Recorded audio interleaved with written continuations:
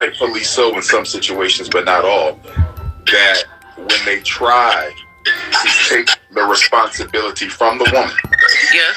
to help ease your burden, Yeah. even with children that are not biologically their own, Mm-hmm. black women, because they're so used to being in charge, so used to being in control, so used to having the final say, that they chase men away by not willing to power share in a relationship. What is your opinion? Well, my experience is different because I actually had a man that didn't step up. So I don't know how that would feel. Because me, myself, in a relationship, I'll try to, let a man lead. I tried to let him lead. But I had nobody. I took care of my 4 daughters by myself. He ran the streets, messing around with other women, never kept a job. I still respected him and tried to let him be, but I had to work. So I ended up leaving, moving to Minnesota because I'm from Iowa. And I took care of my daughters. That's my son's foot right there. He's autistic, but he's very intelligent and smart. But one of my daughters actually passed away in 2024. Sorry to hear. My condolences. Thank you. She got murdered. She was 19. Don't say by a black man. By a black boy. She went to Chicago. She was 19. Okay. Her and her sister went up to Illinois to visit their friends, which were males. The day that they were going to leave to come back, they stopped at a park, and this young boy came in and started shooting, and my daughter got shot in her chest. Oh, my God. She did not return home. Oh, my God. I'm so sorry to hear that. I'm so sorry to hear that. And their dad never was in their life. He just always made ultimatums to come visit them in Minnesota. If I come there, I gotta stay there with y'all, or you gotta come get me and things like that. And I would just be like, it's not my responsibility. I'm already trying to take care of them by myself. Well, when they got older, they started talking to him on the phone on their own because, they could, and that was fine. But he still never did anything for them financially or whatever, and he would have money, but he just refused. I don't know, I guess because I didn't want to be with him or something like that. But anyways, I'm frustrated, but I'm over it now. But I was frustrated because he wants to now be all on TV and on Facebook Live talking about my daughter, and it's like, you didn't even have a hand in raising her. Right. You don't even know her. But I know that's not anything for me to prove, and it's not even, right for me to even feel some type of way. So I prayed about that, and I'm done with that situation. But right now, I'm just trying to continue on. I got you. I'm sad, But I know you're still going through the grieving process, though. Yes. That was, in that grieving process, you can go backwards and forwards from the shock, to the denial. Exactly. To the guilt. Bargaining, to the acceptance, So be patient with yourself, be patient with yourself. You have my number, Queen, so if you ever need to talk, you say, Doc, I just need a moment. I'll ring you up. I got you. How do I contact you? Let me give you my number. Okay. And, this is for anyone out there who need to reach me. I'm going to give it to you 3 times. It's 215-989-9858. So that's 215-989-9858. In fact, let me type it in here for folks. Okay.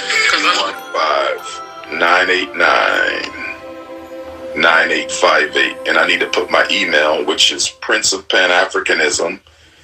And we spell Africa with a K. Prince of Pan-Africanism, all one word, no spaces or underscores, at yahoo.com. Gmail. Prince of Pan-Africanism at gmail.com. Well, let me close those gaps. And let me select all, copy, send, and let me post it again.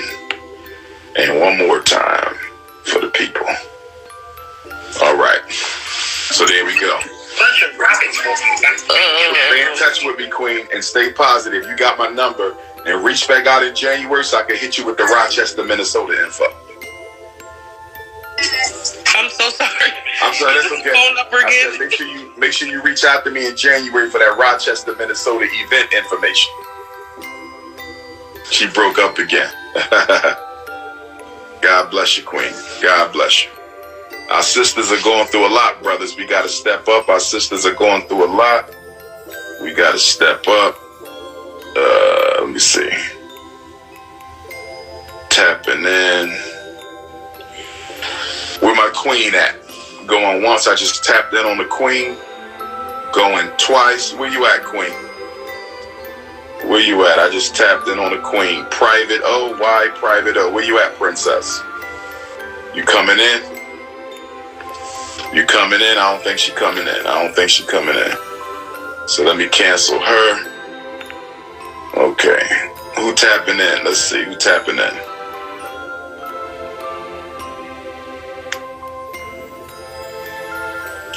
Sweet J going once. Sweet J going twice. Sweet J going 3 times. Where's Sweet J at? Is Sweet J coming to the scene? Sweet J, you coming in? I don't think Sweet J coming. Let me cancel Sweet J. Who we got next? Who we got next?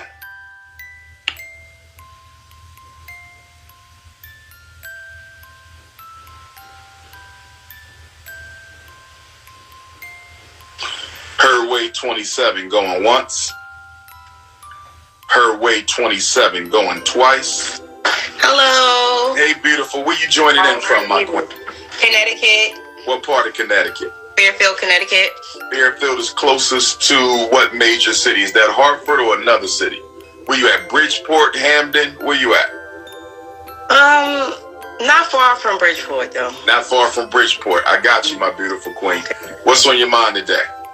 Okay, so I've been on TikTok, just browsing through a few lives and having a few arguments because I feel that Black Americans are not being seen in a political stance. Like, we have skin folk in office, but they're not Black Americans, but they're speaking on our issues as if they are our voice, and how that is wrong.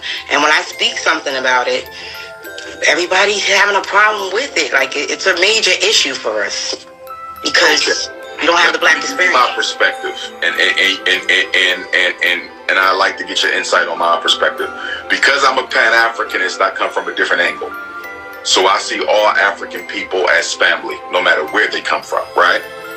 With that being said, yes, one race.